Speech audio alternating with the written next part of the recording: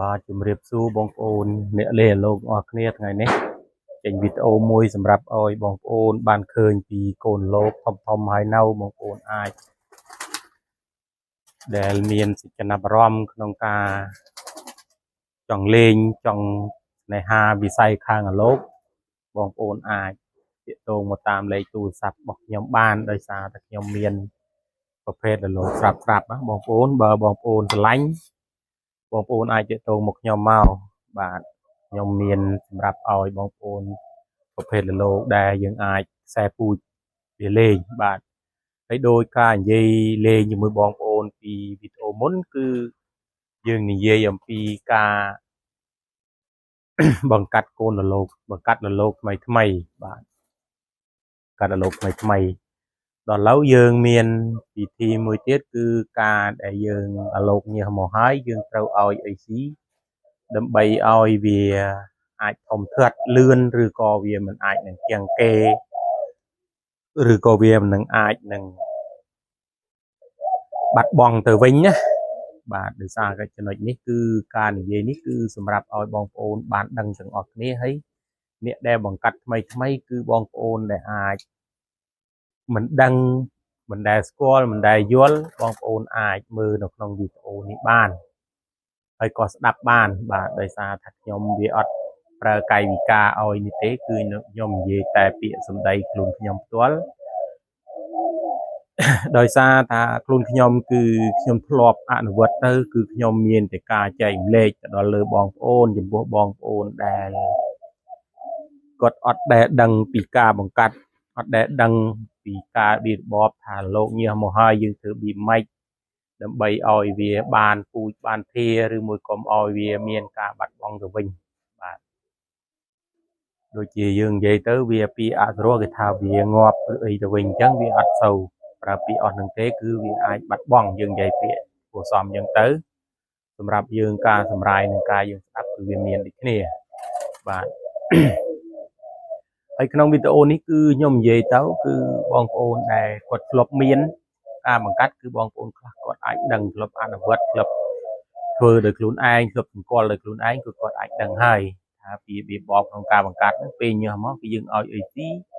ហើយក៏យើងដាក់ចំណីអីដែលឲ្យវាអាចគួររស់បានធំធឹតដូចបែបចេះទៅដើម្បីធំហើយទៅវាស៊ីអីខ្លះបាទជាលក្ខណៈរបៀបហ្នឹងមួយបាទតែតាមការបទពិសោធន៍របស់ខ្ញុំកន្លងមកគឺខ្ញុំភាគច្រើនគឺខ្ញុំទុកមិនអោយអត់ទេចំណីមួយមុខគឺចំណីកូនមឿនវិធីសាស្ត្រមួយនេះគឺប្រាប់ដល់បងប្អូនដែលបងប្អូនមិនអាចដឹងគឺខ្ញុំធ្វើវិធីសាស្ត្រនេះគឺឲ្យបងប្អូនដឹងថាចំណីកូនមឿនគឺសំខាន់សារៈសំខាន់បំផុតពេលកូនលោកញើសមកគឺសំខាន់បំផុតបាទបងប្អូនមិនមែនយកទៅដាក់ហើយបងប្អូនដាក់ចោលដោយសារតែយើងដាក់តែម្ដងបងប្អូនអត់មើលអត់អីវាដោយសារតែក្លែឡូវាអាចស៊ីទៅឬយើងទុកចោលយូរទៅវាអាចដុះផ្សិតដុះអីតែអញ្ចឹងលោកយើងស៊ីទៅវាមានមេរោគមានបញ្ហាទៅវិញទេហើយបងប្អូនដល់ពេលចិត្តញើសបងប្អូនចាក់កំប៉ុងចំណីទាំងអស់ហ្នឹងលាងវាឬមួយក៏ជូតឬក៏កោសវាឲ្យជ្រះទៅគឺយើងដាក់ចំណីដាក់ផ្កាស្មៅសាថ្មីទៅឬក៏លាយជាមួយផ្កាស្មៅលាយជាមួយចំណីកូនមឿនបាទវិធីចំណីទៅពីរហ្នឹងគឺយើងអាចចិញ្ចឹមមកលោកបានរស់បានច្រើនបាទដោយសារថាយើងធ្លាប់មានអនុវត្តចឹងទៅគឺខ្ញុំវិធីសាស្ត្រគឺខ្ញុំចែកលេខទៅដល់បងប្អូនមួយចំណុចនេះគឺសម្រាប់ឲ្យបងប្អូនបានដឹងទាំងអស់គ្នាថាហេតុអីបានបងឃើញមកត្រង់ខ្ញុំហ្នឹងថាបងបង្កាត់លោកបានច្រើនណាស់បាទដោយសារថាជាការបង្កាត់លោកនេះគឺយើងបានចងក្រងចេញមកជាការរៀបចំចេញមកជាការយកពូយោធាវាមានសម្រាប់កម្រិតរបស់វាទៅពេលនោះគឺយើងមានសម្រាប់ឲ្យបងប្អូនដើម្បីបងប្អូនគាត់អ្នកស្នេហាវិស័យខាងអាលោកធ្នាក់បាក់សីធ្នាក់បើនិយាយពីរឿងអាលោកដែលយើងយកទៅរងាវនៅផ្ទះគឺយើងអត់និយាយទេគឺយើងត្រូវត្រង់ខ្ញុំគឺអត់មានទេអាលោកងាវនៅផ្ទះរងាវស្ដាប់នៅផ្ទះអត់យកទៅលេងនឹងព្រៃណានិយាយឲ្យមានហេតុផលប្រាប់បងប្អូនតិចបងប្អូនខ្លះគាត់ស្ដាប់ទៅហ្នឹងមានលោកងាវនៅផ្ទះចុះបើយើងអត់ទាក់ទៅយើងយកទៅទុកឯណាយើងមិនដាក់នៅក្នុងព្រៃដែរទេចុះយើងមិនដាក់ក្នុងផ្ទះតែវាជាចំណុចមួយដែលថាយើងវាខុសនិយាយទៅវាខុសកន្លែងហ្នឹងបាទដោយសារថាមានចំណុចមួយនេះឯងដែលការដែលខ្ញុំនិយាយទៅគឺ ប្រើចំណាប់អារម្មណ៍ទៅលើបងប្អូនដែលគាត់ជាវគាត់អីចឹងទៅក៏គាត់អាចទូងមកចរចានិយាយពីតម្លៃតាមឆាតឬក៏តាម Telegram តាមឆាតឬក៏តាម Telegram មួយរយៈនេះគឺខ្ញុំដាក់មេបាថ្មីដូរគ្នាទៅវាមានការវាយផ្អើលគ្នាក្នុងត្រង់ខ្លះដោយសារថាមេហ្នឹងវាឲ្យជឿនហើយប៉ុន្តែវាអត់អាចឈ្មោះវាអត់ជឿនបាទដល់ចឹងទៅវាផ្អើលវាឃើញយើងវាខ្លាចវាផ្អើលចឹងទៅប៉ុន្តែវារឿងជ្រូកហើយក៏ចូលមកការនិយាយស្ដីលេងជាមួយបងប្អូនទីថាដោយសារថាយើងរងាវនៅផ្ទះបាទរងាវនៅផ្ទះប្រភេទលោកអត់បានយកទៅលេងនឹងព្រៃបានទេដោយសារលោកដែលរងាវនៅផ្ទះបាទការដែលចរចាការនិយាយស្ដីទៅបើមានប៉ះពាល់ដល់អារម្មណ៍បងប្អូនសូមខន្តីអភ័យទោសសម្រាប់នៅក្នុង channel YouTube ខាងខ្ញុំផងព្រោះខ្ញុំការនិយាយស្ដីទៅវាអត់ទៅមានអ្នកភាពចេះដឹងដូចគេខ្លាំងមុតអីទេជាសាស្ត្រាចារ្យឬក៏ជាអ្នកអស្ចារ្យអីអត់ទេប៉ុន្តែជារាសសាមញ្ញយើងធម្មតានៃការនិយាយស្ដីប៉ុន្តែបើបងប្អូនមានចំណាប់អារម្មណ៍ឬក៏មានការទំនាក់ទាក់ទងជាមួយខ្ញុំបងប្អូនដែលអាចមានគឺបងប្អូនអាចសម្គាល់នៅក្នុង Telegram ឬក៏ chat បងប្អូនអាចនិយាយមកគឺខ្ញុំអាចចាំបានដោយសារថាខ្ញុំមានជាលក្ខណៈវេបចែកឲ្យបងប្អូនបានបាទដល់អញ្ចឹងបងប្អូនដែលគាត់ជាវគឺមានភាពទំនុកចិត្តបានច្រើនបាទទី1គឺបើសិនណាជាវាយកទៅប៉ះញីបងប្អូននឹងអាចដូរជូនខ្ញុំដូរជូនឲ្យបងប្អូនវិញបាទបើសិនជាឈ្មោលបងប្អូនយកទៅប្រើចុះអត់បញ្ហាទេព្រោះវីដេអូនេះគឺខ្ញុំនិយាយទៅគឺសម្រាប់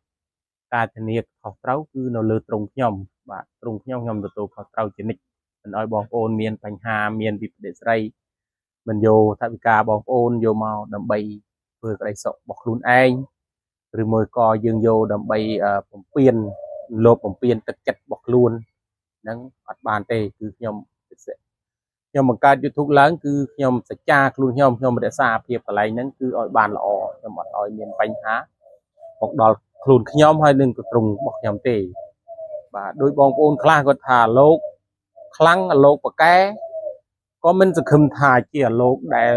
ស្វាក់ខ្លាំងបាទគាត់និយាយគាត់ឆាតមកសួរយើងឬក៏ទេមកយើងខ្ញុំយល់ឡាពាក្យនេះបងប្អូននិយាយគឺខ្ញុំយល់ថាលោកយើងក៏មិនទៅខ្លាំងលើគេមិនទៅល្អលើគេ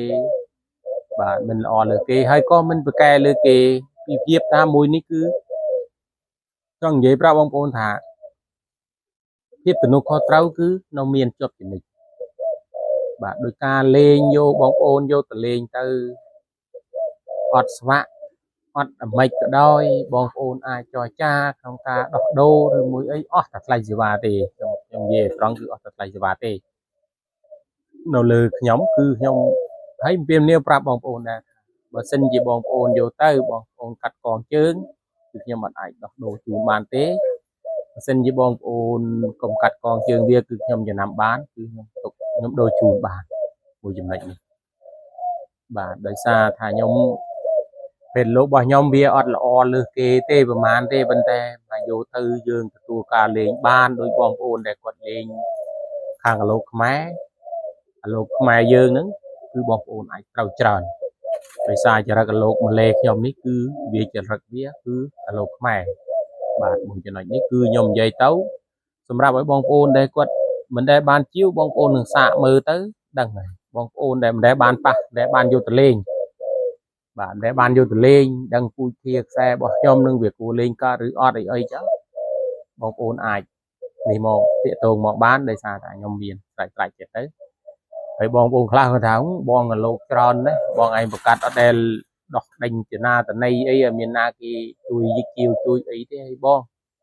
ខ្ញុំថាខ្ញុំអត់មានទេរបស់ខ្ញុំមានគេជាវច្រើនប៉ុន្តែដោយសារខ្ញុំប្រកាសនេះគឺខ្ញុំដាក់មេបាច្រើនបានមេបាចូលប្រហែលជាជាង10គូបាទ10គូជាងមេបារបស់ខ្ញុំ10គូជាងដល់អញ្ចឹងខ្ញុំចរាញ់អាកូនខ្លះក៏បាខ្លះទៅបាចាស់ខ្លះបាខ្ចីខ្លះខ្ញុំចរាញ់ទុកនៅនឹងតែប្រភេទសិតតាមេបាដែលក្រាបផ្ទាល់នេះអានៅហើប្រពងប្រព្រាតប្រព្រាយព្រឿយនេះក៏មេបាក្រាបផ្ទាល់ដូចគ្នាបាទមិនមែនមេដោះក្រាបទេមេបាក្រាបផ្ទាល់បាទមេដោះក្រាបគឺខ្ញុំដាក់នៅមេដោះក្រាបគឺវាមានភាគតិច bạn miền tích coi nhầm ọt ai đã lìa như mùi kia này thế nhưng đã nó trùng xên bạn trùng xênคือประเภทมีบากราบตัวคือยังดับเซ็งมีดอกกราบคือดับเซ็งbạn ហើយដូចនិយាយទៅវានិយាយទៅលេងសើចច្រើនបងប្អូនខ្លះគាត់ថាគាត់អាចយ៉ាងនេះគាត់ថាសាំតប៉ែអីនិយាយអត់សូវមានន័យអត់សូវមានខ្លឹមសារអីចឹងបាទអានឹងគាត់ថាជាបងប្អូនដែលអ្នកស្ដាប់អ្នកចូលចិត្តគឺគាត់អាចស្ដាប់ពីការខ្ញុំនិយាយបានហើយតែសម្រាប់បងប្អូនដែលគាត់អត់សូវចូលចិត្តយើងគឺអត់សូវស្ដាប់យើងនិយាយទេថាយើងនិយាយទៅវាខុសវាអីចឹងទៅដោយអាលោកដែលយើងយកទៅលេងបងប្អូនដឹងហើយថាប្រភេទអាលោកដែលលេងគឺខ្លាំងនៅផ្ទះយំបគូបឃើញគេគូបគ្មានពាក្យលួងលោមគ្មានពាក្យហៅផ្អែមហៅតិចមិនមកហ្នឹងអាហ្នឹងប្រភេទលោកដែលយើងលេងទៅវាក្រឆ្លើយនិយាយមួយម៉ាត់ក្រឆ្លើយបាទក្រឆ្លើយបើសិនជាឃើញគេចូលដើមហើយយើងបដាក់គេមកខ្សែពីរខ្សែហើយគេតមួយម៉ាត់ពីគេថយទៅសិតខ្លួនឬមួយក៏គេថយចេញទៅគេមិនចូលឬមួយក៏គិចបាត់ចឹងទៅអានឹងនៅមានពាក្យហាវលួងលោមលេចកើតវាអាចនៅមានអាព្រៃផ្សេងក៏វាអាចមកដែរអញ្ចឹងមិនថាជាការលេងវាពិបាកនឹងតម្រូវចិត្តបងប្អូនក៏ថាជួបអានេះឆ្លាញ់អានេះជួបអានោះឆ្លាញ់អានោះគាត់ចង់និយាយចឹងថាបើគាត់ឆ្លាញ់អានេះគាត់រកតាណាដែលយើងអត់មានបងប្អូនខ្ញុំសុំស្នើសុំអាកន្លែងនឹងមួយថាបើសិនជាបងប្អូនបានមើលវីដេអូហើយគឺបងប្អូនអាចទេមកសួរចំអាណាដែលបងប្អូនស្ដាប់ទៅថាអូវាមានហើយអញ្ចឹងទៅណាខ្ញុំសំណុំពោកន្លែងនេះអាកន្លែងអត់មានបងប្អូនមិនបាច់ទេមកថាបងប្អូនហើយចេះខ្ញុំយកអានេះខ្ញុំយកអានោះមុននឹងបងប្អូនពោលពាក្យមកកាន់ខ្ញុំបងប្អូនត្រូវសួរខ្លួនឯងថាបងប្អូនអាចយកបានអត់អានេះរូបរាងចេះប៉ុណ្ណេះអានឹងគាត់តែខ្ញុំនិយាយឲ្យជាសារាយសាមញ្ញខ្ញុំអត់និយាយខឹងនឹងបងប្អូនដែលគាត់ទេមកលេងឬក៏ជាវអីអត់ទេអានេះជាការដែលខ្ញុំនិយាយត្រង់ទៅគឺប្រាប់បងប្អូននៅតាម channel YouTube បងប្អូនសួររកអាណាដែលមានទៅអាសួររកអាអត់មានបងប្អូនបាក់សួរទេខ្ញុំនិយាយលេងនិយាយឲ្យវាចំចឹងទៅដល់បាទអរគុណច្រើនបងប្អូនបើស្រឡាញ់ channel ខ្ញុំសូមជួយចុចជាវនឹងឲ្យមេដាយម្នាក់មួយផងហើយជួយ follow page ដើម្បីជួយ share ដើម្បីឲ្យបងប្អូនដែលមិនបានឃើញនឹងអស់គ្នាផងបាទអរគុណច្រើនបងប្អូន